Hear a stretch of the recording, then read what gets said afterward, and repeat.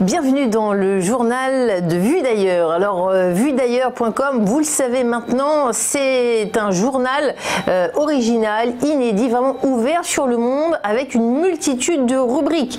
Actualité, santé, internationale, politique, économie, sociale, que vous vous intéressiez à l'espace ou bien au lever de fonds, il y a tous ces domaines qui sont évoqués. Il y a même une colonne spiritualité, donc c'est vraiment intéressant pour s'inspirer et être au courant de l'actualité. Alors dans cette séquence, nous allons mettre un coup de projecteur sur 3 articles justement qui portent sur des sujets variés et soulignent de manière variée les difficultés que génère l'intolérance. C'est d'actualité.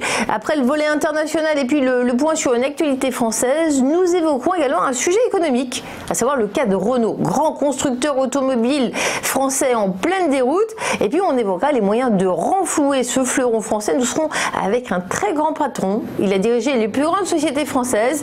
Il nous confiera son analyse. C'est Loïc Le Floch-Prigent qui nous donnera son avis. Et puis nous terminerons ce journal par la rubrique culture avec une analyse d'un des plus grands parcs d'attractions et puis d'autres sujets. Mais vous avez à l'image l'un des articles les plus lus cette semaine. Je vous engage à le lire puisqu'il concerne pas moins que la Cour suprême, plus haute instance aux États-Unis dans l'ordre juridique. Eh bien, figurez-vous que cette semaine, la Cour suprême a validé les droits des salariés transgenres aux États-Unis. Alors, de quoi parle-t-on? Eh bien, vous savez que la loi de 1964 pour les droits civiques est extrêmement importante, fondamentale aux États-Unis. C'est un monument du droit américain et de l'administration de Lyndon B. Johnson. Et ce qu'on comprend avec ce verdict qui a fait qui a suscité énormément d'intérêt aux États-Unis, c'est qu'il s'applique également désormais aux discriminations à l'emploi fondées sur les orientations sexuelles et les identités de genre. En quelque sorte, c'est la victoire de la communauté LGBT qui est très nette. La querelle, si on va dans les arguties juridiques, portait sur un passage de l'article 7 de cette loi qui interdit les discriminations liées à la race, à la couleur, à la religion, au sexe ou aux origines nationales. Le texte, en fait, visait les problèmes rencontrés par les femmes sur le marché du travail. Eh bien, la Cour suprême a accordé ce lundi une importante victoire aux salariés transgenres et homosexuels en estimant qu'ils étaient protégés par les mécanismes de lutte contre les discriminations au travail.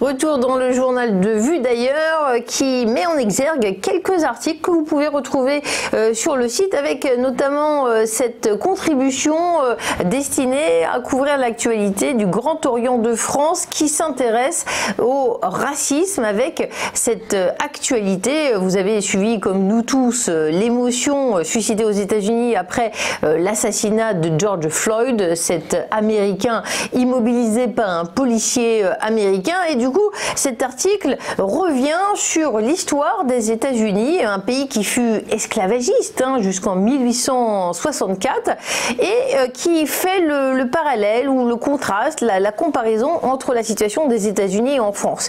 Il ne vous a pas échappé que des tensions ont également eu lieu, des tensions importantes en France.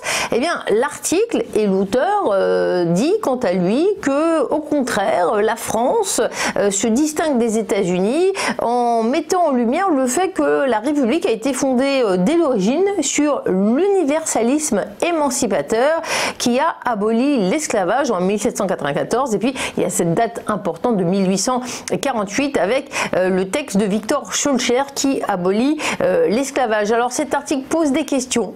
L'émotion doit-elle l'emporter sur la raison? Est-ce que vraiment on avait raison de faire ce parallèle entre la situation actuelle aux États-Unis, la situation en France, l'état des forces policières et les agissements de la police en France? Il est vrai que des actes racistes arrivent en France, il est vrai que certains peuvent être perpétrés par les forces de l'ordre, mais l'article avance qu'il existe en France, au contraire, une longue tradition républicaine. Donc bien sûr, vous ferez votre idée et je vous invite à lire cet article. On fait une petite page de pause avant d'intégrer et d'aborder une nouvelle séance une séquence plus économique cette fois.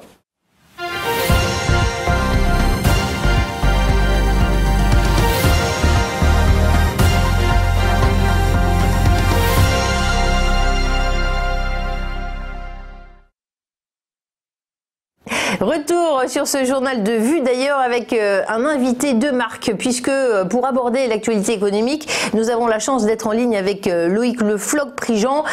Sans être exhaustive sur son pédigré, je vous rappelle bien sûr les faits d'armes de Loïc Le Floch-Prigent, DG de la société Rhône-Poulenc, dont il a assumé la présidence jusqu'en 1986, président directeur général d'Elf Aquitaine. Il a été également président de la SNCF, c'était vers les années 95. Rappelez-vous, Loïc Le Floch-Prigent a été directeur de cabinet du ministre de l'Industrie. Sorti de ses ennuis judiciaires, c'est le passé maintenant. Loïc Le Floch-Prigent intervient régulièrement comme consultant et conférencier. Nous sommes très heureux de vous avoir. Bonjour Monsieur Le Floch-Prigent. Bonjour, alors, je suis toujours industriel. Très bien, vous êtes toujours industriel. Formidable. Oui, oui. Alors, on va justement parler d'industrie automobile, cette fois avec cette phrase qu'on a retenue lorsque Carlos Ghosn, l'ex-président de Renault, a pris la parole dans cette conférence de presse très attendue, très suivie. Il a dit, bah, disons, depuis que je n'y suis plus, le parcours de Renault, c'est une catastrophe. Alors, certains pensaient que c'était un petit peu exagéré, mais vous, qui savez ce que c'est d'être un président aux commandes d'une grande société, en fait, vous avez fait une contribution sur Vue d'ailleurs pour expliquer que oui, c'est vrai, c'est peut-être lié au charisme de Carlos Ghosn si jusque-là Renault se développait fortement. C'est ça qu'il faut comprendre ? Oui, absolument. C'est-à-dire que lorsqu'on a un président charismatique sur 15 ans, on peut effectivement à un moment en changer. Les présidents vieillissent et il faut du sang neuf, mais on ne peut pas effacer le passé. Et le passé, c'est la capacité de quelqu'un pendant une quinzaine d'années à imaginer le futur et il faut comprendre ce qu'il avait en tête. Or, on n'a pas essayé de savoir ce qu'il avait en tête, on n'est pas allé le voir en prison pour lui dire qu'est-ce que vous aviez en tête, alors qu'on lui avait confié la mission de poursuivre l'alliance entre Nissan, Mitsubishi et Renault et vraisemblablement l'augmenter avec des contributions de Daimler qui commençaient à rentrer dans l'association, dans l'alliance, dans Nissan plus exactement, et Fiat Chrysler avec lesquels il avait des discussions. Donc on voit bien qu'il y avait une idée. Et qu'en 2018, lorsqu'il est parti en prison, personne ne lui a demandé quelle était son idée. Et puis on a dit, ben voilà, c'est un malfrat et par conséquent, on enlève tout. On enlève tout et puis on recommence. Ben, c'est pas comme ça l'industrie.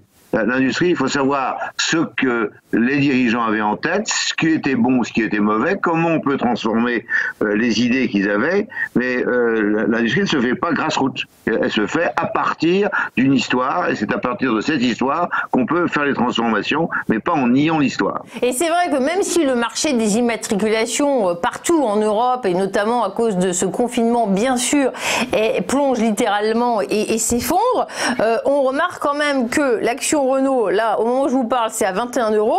En 2015, on était à 94 €. Donc, il n'y a quand même pas que le confinement qui est en cause. On a commencé à 70. C'est-à-dire, au départ de Carlos Ghosn, on est à 70. Parce qu'il y avait déjà des problèmes, et le problème que Carlos Ghosn avait bien vu et qui le conduisait à aller au Japon pour essayer de les régler. Et donc, il n'a pas eu le temps de le régler puisqu'il est parti directement en prison. Oui, et aujourd'hui où on se parle, ce vendredi, un nouveau DG arrive chez Renault, Lucas Di Meo. Vous lui donnez quelque chose ou avec cette tutelle, l'État, un conseil d'administration, c'est déjà mal engagé d'après vous ? Moi je considère que pour accepter une charge de cette nature dans un état très très compliqué, il faut avoir les mains libres. Or, depuis 6 mois, on lui dit voilà ce que vous devez faire. Vous avez tant d'emplois à supprimer, vous avez des usines à faire. Le plan a l'air d'être fait par monsieur Bruno Le Maire et par les techniciens, les technocrates du ministère. C'est pas comme ça qu'on dirige une entreprise. On dirige une entreprise en confiant les rênes de l'entreprise à quelqu'un Américains en disant allez-y. Donc la seule manière pour M. Di Meo de s'en sortir, c'est de désobéir à tout ce qui a été dit depuis 6 mois. Alors, mais s'il ne désobéit pas, je pense que l'affaire est pliée et que Renault ne s'en relèvera pas. Alors je vous ai lu sur cet article, et s'il vous plaît, c'est pas facile avec Skype, mais n'hésitez pas à regarder votre écran comme quoi on verra votre beau regard de breton. Être industriel, vous écrivez, c'est accepter le risque de ne pas être applaudi. On l'oublie ça, hein. Bah oui, c'est-à-dire que à tous les moments, les industriels doivent prendre des risques. Et s'ils prennent pas de risques, ils sont pas industriels. Or, à chaque fois qu'on fait quelque chose, on dit vous prenez des risques, comme si c'était le principe de précaution qui dirigeait l'industrie. Pas du tout. Heureusement, et les industriels prennent des risques. Ils ont une vision, ils ont du courage. Alors le courage, ça consiste à dire aux gens qui sont en face, et souvent d'ailleurs à l'administration et au gouvernement qui a une vision à court terme, à moyen terme et long terme, voilà ce qui va se passer, par conséquent voilà ce que je prépare. Et donc j'ai pas arrêté de faire ça et je continue à le faire d'ailleurs. Et c'est vrai, aux États-Unis, c'est ça qui me passionne. Tout à fait. Et souvent on dit aux États-Unis, c'est ça, ils ont le goût du risque. Hein. C'est ce qu'on gagne à faire en France. C'est essentiel. C'est essentiel. Si jamais on n'a pas le goût du risque et qu'on veut être industriel, il faut changer de métier. C'est vrai. Et c'est tout. Si on parle des batteries européennes, elles sont rapidement évoquées dans l'article que j'ai vu d'ailleurs. Là aussi, il y a peut-être une prise de risque, mais ça fait longtemps qu'on attend ça, que des batteries qui marchent européennes. On a fait l'inverse, c'est-à-dire qu'on a fait en sorte qu'il n'y ait pas de batterie en France. Alors donc ça a bien marché et en Europe en général. Bon, et puis les gens qui faisaient de l'électrochimie, j'ai été à la tête de l'électrochimie française pendant un certain nombre d'années. On leur disait non, c'est pas bon.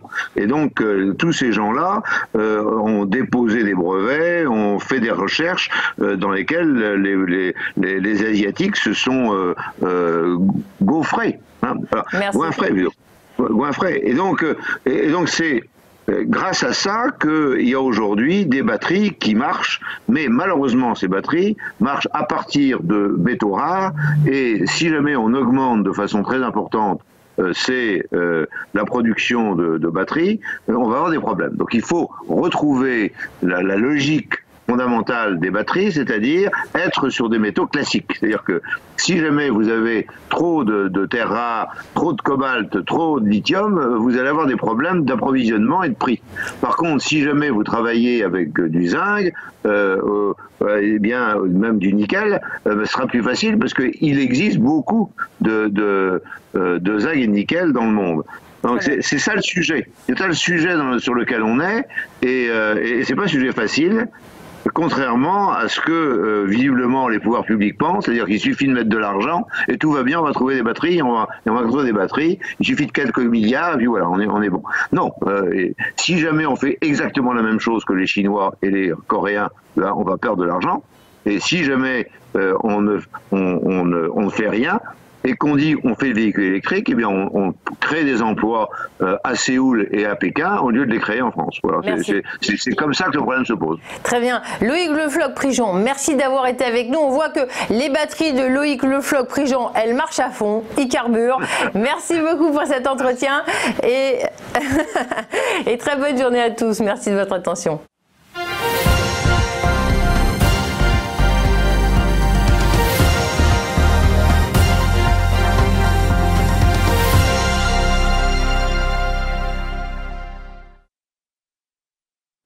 Retour sur le plateau du JT de Vue d'ailleurs, et puis c'est le déconfinement. On espère que le plus dur est derrière nous. C'est donc la séquence champagne. Bonjour Aude Kersulek, vous êtes avec nous.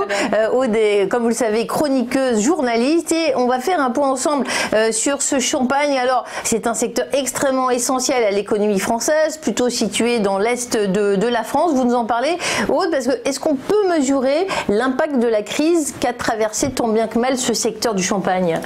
D'abord une crise, oui, parce que les lieux d'achat étaient bien souvent fermés, les bars, les discothèques, les restaurants où on en consomme beaucoup, les mariages, les cocktails ont été reportés, les aéroports vidés, donc pas de zone de duty free. La distribution de champagne a été grandement impactée. Il y avait les magasins, les grandes surfaces d'ouvertes, mais en général c'est pas le type d'alcool qu'on achète le plus dans ces commerces-là. En plus de ça, il y a une internationalisation de la crise. Ça a commencé déplacé en Asie, ça s'est déplacé en Europe et maintenant aux États-Unis. Les États-Unis, c'est l'importateur numéro 1 de champagne, de notre champagne français. On a une baisse des ventes qui a atteint moins 80% en mars-avril, donc c'est énorme, mais a été un peu mieux, moins 40%. On attend aussi juin avec impatience.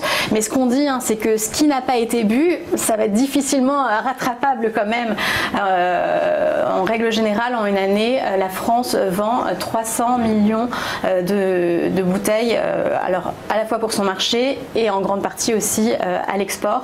Et bien là, il pourrait y avoir une baisse de 100 millions de bouteilles, ce qui ferait 1,7 milliard d'euros de chiffre d'affaires en moins. Voilà. Alors j'imagine que les entreprises essayent de prendre des mesures, de se réorganiser. Comment le secteur peut-il réagir ? D'abord, elle a bénéficié des mesures de soutien, des mesures financières, les prêts garantis par l'État, le chômage partiel. Il y a aussi des mesures spécifiques qui ont été demandées par le secteur, comme un décalage dans le paiement des vendanges aux négociants, donc le raisin qui va être payé plus tard. Mais face à ça, les producteurs vont aussi adapter leur production. Ils vont continuer de récolter, hein, parce qu'évidemment, sinon le raisin est perdu. Les vendanges vont commencer vers la fin août. Mais le raisin sera conservé plus longtemps et en plus grande quantité avant d'être mis en bouteille. Donc le but, ça va être de moins produire. En fait, un peu comme sur le marché du pétrole, on a des stocks qui ont énormément augmenté. Le but, c'est pas de les déstocker et de les brader, parce que c'est pas ce que les négociants veulent. Donc on va adapter peu à peu la production. Le comité Champagne, qui est l'organisation représentative des professions de la filière, le dit.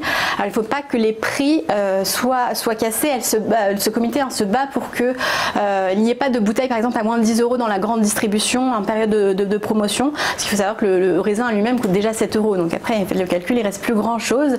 Ce qu'il faut préserver, hein, c'est l'AOC, l'appellation champagne d'origine contrôlée, la qualité à un prix, et il faut aussi que le consommateur s'en rende compte.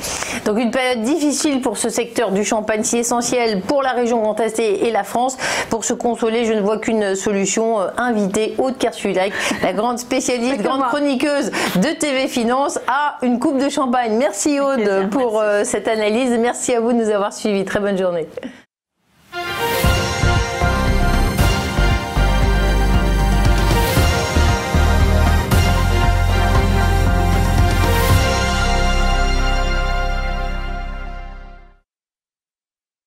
Bonjour à tous et bienvenue dans notre émission Entreprise et Innovation, votre rendez-vous innovation, développement économique et enjeux du digital sur TV Finance. Tous les jours, TV Finance met en lumière une société, un projet, des hommes et des femmes qui font l'entreprise d'aujourd'hui et de demain dans un monde en perpétuelle évolution.